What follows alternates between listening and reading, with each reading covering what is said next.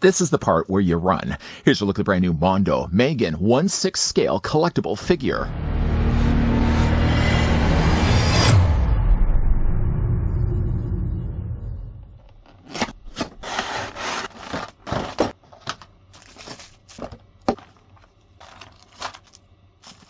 New from Funky, featuring premium details like rooted hair and full fabric outfit.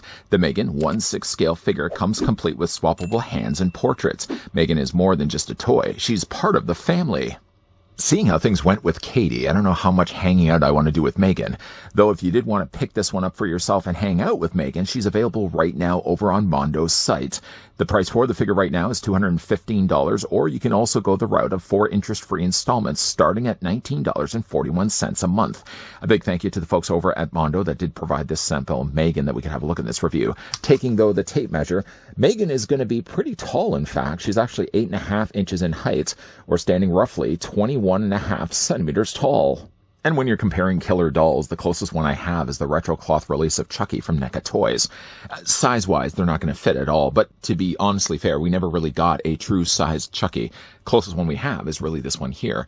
Also as well, I did want to bring in a character of a similar size. Here's what the figure looks like with Sam from Trick or Treat. This one was released from Trick or Treat Studios, and I think these ones fit a little bit better in scale, although they're more closer to the 6 scale size. Really the same couldn't be said at all for Chucky. Maybe before we start talking accessories that come included with Megan, let's talk display stands. The figure does come with a circular display stand cast here in all black plastic. It consists also of 2 parts when you're getting out of the packaging. You have the main neck, and of course you've got the circular base. The slot here will guide then the shaped, similar rectangular shape of plastic. They basically just snap together. You got yourself basically a really decent display stand. It doesn't have Megan printed across the front of it. I don't really think it needs to have that either. Just a regular black stand is really all we need. One issue, though, I have really with the adjustable neck is the fact I don't feel it's all that adjustable. This is, I'm guessing, supposed to fit around her waist, although, like, if you're looking at it, there's no really way that you'd be able to pry the 2 prongs apart from one another. So I think, if anything, I would probably either attach it on to maybe to Megan's arm, and that might very well be the place that it's supposed to go onto, because, I mean, clipping it around her waist is really never going to happen. I still, though, like that we got ourselves a display base. The stand, if anything, I might just end up using on its own, or, as I did at the beginning of this review, might even just have, like this, kind of off to the side, and just Megan standing against it, not necessarily clipping around her. As for other offerings, Megan first includes a stylus. This stylus is probably one of the smallest accessories that the figure comes included with, so just be careful taking this out of its plastic prison that you don't drop it on the floor. It's cast well here in plastic. It doesn't look like it has any additional paint perhaps to it.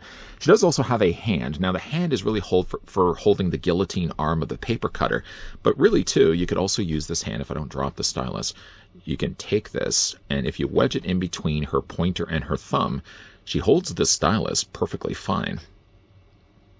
Let's put that off to the side. I guess also while we're talking about the guillotine arm, she does also come included with that. She rips this off in the hallway and then, of course, pursues in hot pursuit. This does fit into her hand. It's very easy to do, basically. One thing, though, about the plastic, though, for the hands is that the plastic for the fingers is pretty soft, so you shouldn't have any struggle at all getting the handle of the paper cutter blade in there. And I do like that it holds it on an angle. It doesn't have it upright, so it looks a little bit more natural when you put it into her hand. Speaking of putting it into her hand, I guess we've already done that first. Let's do the second step of that. If you wanted to put this into her arm, at least, the hands themselves are pretty easy to remove. Just when you remove it, though, just know, though, that you can be getting a peg every single time you remove the hand. This is one thing, though, I like that Mondo's doing. Instead of having to worry about one set of pegs that has to be shared around other hands, they just simply add a peg to each hand, so you don't have to worry any time that you're removing them. I wish more companies would do that. Anyways, you're basically going to be taking the gripping hand, just fit that very easily into her arm, and now Megan's armed. Everybody quickly run. While she perhaps has a paper cutter in her hand, one neat little feature that she has is she does have a hand that's already holding an accessory. And if you're wondering what that accessory is, no, it's not a cookie. The figure does have the ripped off ear. First of all, I think that's gruesome. Second of all, I think that's clever that they chose to mold this into her fingers instead of worrying about it being a separate accessory that, like the stylus, could have so easily been lost. I think having the ear molded permanently to her fingers like this, doesn't look like it comes off at all, is the smarter route to go. Maybe it could come off, maybe with a little bit of fighting, but I'm just going to leave it the way it is, and I'm going to have this attached into her hand. The only unfortunate thing about this, though, is just by the way it works in the movie, she happens to share it on the same side as the one that's holding the guillotine paper cutter. So you're unfortunately going to have to choose which hand you want to use, or maybe you might be able to pry this out. I don't really want to do that because I don't want to lose something like this, like the ear. Is everybody hearing me, by the way? Okay, good. Let's put that off to the side. The figure also, already out of the packaging, she does technically start with relaxed palms. I've already removed one of them, obviously, in favor of the gripping hand. And the figure finally does come included with a pair of closed fists. Each quite small, each well painted, each having their own dedicated peg. More companies need to do this. Let's move that off to the side. She does also come with a swappable head, and you're probably wondering what these two things are down below here. This is kind of cool. I really like this. Let's first of all just get the thing that's going to cause damage out of her hands. Not that Megan on her own isn't going to cause damage. Let's just get her to stand here for a second. The figure does also come included with these adjusting tools. They sort of look like they're measuring spoons. I don't think you really want to be around what measuring she's doing. Measuring more carnage than anything else. They seem to be identical. I guess my only guess is that if you happen to lose one of them, you have an extra one. But they work the exact same way. Either one of these heads, by the way, and she has a battle damage head and she has a neutral expression head, both have adjustable socketed eyes. So you can actually move the eyes around if you want to. To show you how that works, I guess what I could do is maybe take the damaged head sculpt first, which would already be a strong reason why you may want to pick up more than one Megan, simply just so you can have both figures displayed on your shelf with the two different stellar sculpts.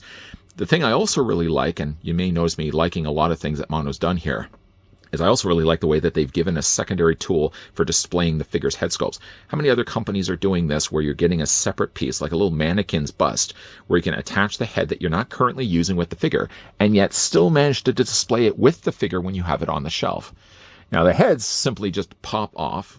So when we remove this, basically you just have like an adjustable neck. I don't even know why these have to be necessarily adjustable. Having these only just being stacked alone would have been fine. Like if there was no movement at all, would I be disappointed at all? Not at all. But yeah, there's some adjustability there to the neck. You can move as well the torso back and forth. I really don't even think they necessarily need to do that. There is also separate sections here for the arms. Now, I thought initially, would that be there maybe for holding like hands? Like you could just put like the extra hands in there, but no. The pegs are though a little bit bigger than the pegs for the hands. So there's, I mean, it would also look a little bit strange that you just have these little smaller hands sticking out from a bust like this. I'm sure they're probably using this body for something else, and that would be one of the reasons why there's some posability at play here. I guess you could also take maybe the tooling. Now, the tool pieces also don't fit in there as well. So it's basically just like a torso piece, and then it just so happens to have sockets on the sides for arms that you don't really get extra arms. But one thing, though, I did want to do, again, I'll just put that over there. So we're going to do this, though, with the damaged head sculpt, and it would also work the same way as well for the neutral expression. I suppose, actually, while we have the damaged face sculpt for Megan in hand, we can actually look at how much work went into this piece. If you've seen Megan, I know we've already got slated a sequel on its way. I'm definitely looking forward to seeing a sequel. Megan was an interesting looking character. Prosthetic pieces for the most part. There may have been some influence CG there in there as well, but for the most part, like they tried to go with practical effects. And like it looked quite good in the film. I mean, it had sort of an eerie look to it because while it did look like a girl, there was something clearly off and more robotic about her. It really had a more artificial look.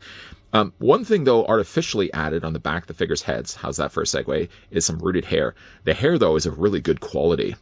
And sometimes, too, also, when you're looking at these, you can also see the way that they attach them onto the heads. But, like, there's quite a bit of full foliage here when it comes to her hair. Like, there doesn't seem at all to be bare spots at all on the figure's head sculpt. Now, again, if I want to show you guys how the eye socket tool worked, on the bottom of this, each of the heads are going to have with their own dedicated pegs. So you don't have to worry about those. Those are only going to be rooted on the inside or socketed inside the head portraits. But if I just kind of move the hair out of the way here, can you see there's another ball joint just at the back there? It actually does look like a ball joint. What you do is you take the little tool here, and what you take is the end that looks like the spoon, and you just put it against that ball joint. You kind of have to put it in on an angle, but when you get it in place, it sits right against that ball joint. And if you do it all correctly, when you move that back and forth, it also moves her eyes. I just want to make sure I've got this going. There we go. Yeah, you can actually move her eyes. It's a little harder, I noticed, well, with the damaged portrait than it was with the regular expression face. but you can move the eyes. They seem like they move also up and down as well. Although, again, with the damaged face, I noticed it was a little bit harder to get those eyes to move. I'll show you guys what it looks like on the regular expression. But again, like I want to spend some time obviously talking about how good the head sculpt looks and how equally well painted it is too. You can see sort of the under skull of her face underneath. Obviously, this is all ripped away we see at the end of the movie. Very, very nice though. Very nice. Put that off to the side for at least right now. I did want to take regular Megan's head off just for a second here. And when you remove it, don't be alarmed by the fact that there's no ball joint behind. The ball joint is still going to stay inside the head while she's decapitated right now. Let's go ahead and I'll take the tool here because I've already kind of been playing around more with the regular expression anyways. Just, again, fit that against the ball joint. And when you do that successfully, maybe this one's going to work a little bit better for you guys. You can see there, see how the eye was moved to the side? We'll kind of rectify it and make it a little bit more centered. You can also move it to the other side there as well. I think that's a really neat feature. Again, it didn't really need to necessarily be included, but the fact that you can get in there and you can adjust the eyes. Although again, like it's a little easier, I noticed, to do it with this head sculpt than it was to do it with the damaged face. By the way, showing you guys the differences between the two faces. Very similar of a sculpt. The eyes look a little bit larger here for the battle damaged face. And of course, you got the very more apparent rip across the front of the top of her forehead. The hair, again, on both of them is really quite good, although there's less hair, obviously, on the battle damage version of her face. But, like, the hair is nicely done. I mean, it's a very soft hair, too. And, like, if you're looking at it, there's no bare patches at all. I'm sure if you pried this away, if you moved the curtains aside, you probably could be able to see, yeah, there's a little bit of bareness where those are rooted into the plastic. But they have put quite a lot of hair on Megan's head. Now, to put this back onto, obviously, the body here, snaps it in place. You could probably go in there, obviously, and just kind of style the hair a little bit better than what I have right now. I've kind of been more kind of interested in the body and like the way they've done the fabric. I haven't spent, honestly, as much time really worrying about the way her hair is styled, but don't worry, I'll go in there and fix that a little bit later. Nice hair, though, overall. Well-painted face, though, too. And maybe you can probably say I've got the eye just a little bit off to the side here like that. By the way, the trackball, when you are adjusting it, it moves both eyes collectively. You're not just going to be able to move one of them. I never really understood that with companies anyways, why they would put ball joint or adjustable joints on the back of each eye. It always ends up looking like one eye is kind of wandering off to the side, the other one eye maybe looking at you. I think you really need just to have one ball joint that moves both of them at the exact same time. Paint is really good on this. It's a little more of a paler expression, paler complexion. They've nicely painted the eyebrows there as well. Tiny, tiny little eyelashes. And again, you've got a little bit of warmth there in the lips there. Actually, they've airbrushed a little bit of darker pink around her eyes there too, just again to give a little bit of life. What's interesting, though, about her body is you would imagine looking at a figure like this and the way that they've given her dress like she has in the movie, that underneath all of this, you would be seeing just a standard 6-scale body. No, you're not, actually. When you start to lift the curtains away, though, you'll notice underneath her body is actually robotic. Again, saying something I've already said a couple of times, they didn't need to do this. They didn't need to necessarily put a robotic body underneath. I mean, granted, one thing, unfortunately, it does limit a little bit is the posability on this figure. I've noticed she's a little harder to kind of turn the waist and turn the top of her torso. It moves up and down easily enough, but I've noticed there's a little bit more restrictions. But, you know, the fact that, I don't know how many people would really look under the hood anyways, but the fact that, though, they would have sculpted as much as they did, for a figure that, for all intents and purposes, you probably would just end up displaying her like this on your shelf anyways. Attention to detail is always covered here by Mondo. Speaking of attention to detail, too, I think they've done a really nice job on the dress. The dress looks like it actually has had a tie here piece. Unfortunately, though, like when you are moving the bow around, sometimes it does lift the collar up. You want to just make sure that they're down here. But it looks just as good as it does in the film. She's got the striped sleeve underneath there as well. Now, if you were to move the arms up, it looks to be like they are using just a regular 6-scale body. I don't know if they've used the body again or if they used it in a previous release. I mean, with how good the body turned out, obviously they'd have to tool something differently for the torso if they wanted to release a figure of this size again. But, you know, again, like she's done really, really well. The tailoring done also to the dress. It looks just as clean underneath here. Like sometimes, though, I've seen 6-scale companies when they do fabric outfits. You sometimes see loose threads, or you see overlapping of fabrics underneath where they've taken the patches and they've sewn them overlaying one another. But like it looks a very clean looking finished dress underneath. It looks, again, just as good as it does on the outside. Underneath, of course, obviously she has herself the tights. The tights cover over what will be double hinges in her knees. We'll be looking at that in a second. The only thing I really worry though about is when bending the knees. I wonder if that's going to eventually start to hook the fabric on her tights, and maybe perhaps that's going to cause a rip. I mean, I don't plan to really have her in exaggerated poses. If maybe anything else, I might just have her displayed in one of her dance numbers. But again, like, really nice figure. I mean, she's also got shoes. Shoes almost do seem like you can remove them. I'm not going to try to take them off because I know they'd be even more difficult to put back in place. And again, you've got some decently sculpted soles. A little bit of scuff, but not a whole lot of it though. Okay, so looking at the figure's articulation. So the head's going to rotate all the way around because it's just working on a standard ball joint. Just fix the hair while we're doing that. Head looks down, quite a lot actually too, and looks up. You can also rock it back and forth as well. I think there's an eeriness as well to having Megan with her head slightly tilted to the side and her eyes just looking over off to the angle like this. As for her body, again, like, the only thing I will say is by making the body as accurate as they did to make it look robotic, it does seem like it loses a little bit of posability here. There's not really a whole lot you can really do moving the torso up and down, nor really moving it back and forth. There really does seem like there's some resistance there. I'd almost even really say, like, instead of sculpting this to look like a robotic body, I mean, how many people are really going to be looking under the dress anyways, other than obviously this guy for this review? I would have just rather made the torso just a standard one so that there'd be a lot more posability that you can get out of this figure. As you are turning it, there does seem like there's some resistance. I can turn it, but it does seem like there's a lot to kind of hold me back from being able to do a lot more. She does have a waist swivel though, so you can move it back and forth. Her arms easily hinge out to get a T-pose. You can move them forward, you can move them back. She does seem to have as well a swivel in her bicep, double hinge on the elbow, and the hands rotate all the way around. As for her legs, Megan's legs split that far out. You can move them forward, you can move them back. There's a swivel there at the top of the thigh, double hinge on the knee. And then there's the regular articulation, of course, in the ankle, back and forth rocking this way as well. And again, if you have any difficult time to have the figure to stand, there's always, of course, the option of displaying her with the figure stand. Even though, again, like with the figure stand, this just doesn't open up nearly as much. So I feel like, if anything, they designed this more to clamp onto maybe the sides of her arms. Because they're really, obviously, there's no way that you can have this clipped around her waist. I mean, if you clip it maybe around the top of her thigh, but again, like, I feel like that may snag the material that they've used for the tights, and I don't want to cause damage to that. By the way, speaking of damage, seeing as we've spent this whole time talking about the regular expression, the regular portrait, which, again, super good sculpting going on there. To show you guys what that looks like, though, with the battle damage, let's just pop that off right now. It works the exact same way. Take the peg, plug it in place, just sort of fix the collar there as well. My own personal collection, the way I'm certainly planning to have Megan displayed on the shelf, I'm going to go the route, I think, of just the regular-looking Megan.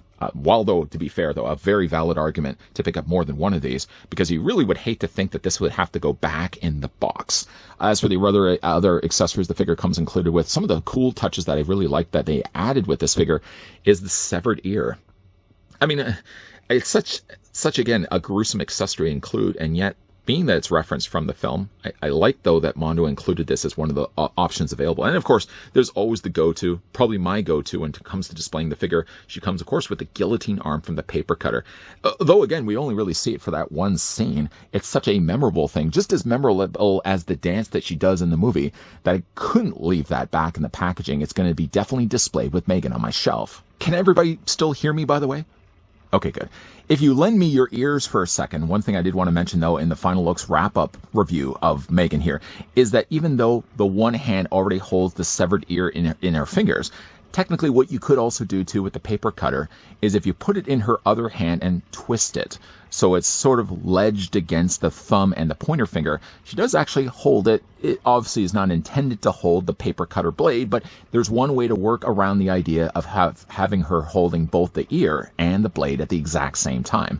The figure, as you can see, is currently being displayed with the battle damage head sculpt. One of the two heads that come included with this figure for, again, a price point I think is really quite good, $215. Now, again, it is currently still in stock, so if you guys are interested and would like to get Megan for your collection shelf, I think Mondo has done one of the best services for Megan here. The figure looks fantastic, taken, of course, like she's pulled right from the screen itself, with 2 available head options, several different hands, several different additional accessories, and the display stand. $214 is not a bad price at all to get for this figure. Still, though, the display stand is one thing, though. I don't think it's going to really work all that well. It's definitely going to not work around her waist. I think, if anything, you could maybe clamp it around her arm, or maybe around her leg. Hand, if I think, is the better of the 2 options, because I think with the way that the tights, as their name would be, are pretty tight around her legs. I would hate to have that snag against one of the clamp pieces on the waist clip. So I probably will just end up displaying her, I think, without the display stand instead. As did mention, though, the figure of Megan is still available right now on Mondo's website as of right now. I can provide links down below in the video description, certainly, if you guys are interested and wanted to add this one to your horror collection. A big thank you again to the folks over at Mondo that did provide this sample of the Megan 1/6 scale figure that we could have a look at this review. Let me know what you guys think of this figure down below in the comments section. Also, let me know what you guys thought of the movie Megan, and if you're excited for the sequel. If you guys also did enjoy this video, you can do it a solid and throw it a like. You guys want to stick around for more so? I hope so. We are, by the way, though, even though we're kind of wrapping up the reviews right now for Megan, there is going to be a couple more Mondo reviews coming your way, so make sure you're coming back to this channel. As always, thanks for watching. See you guys next time.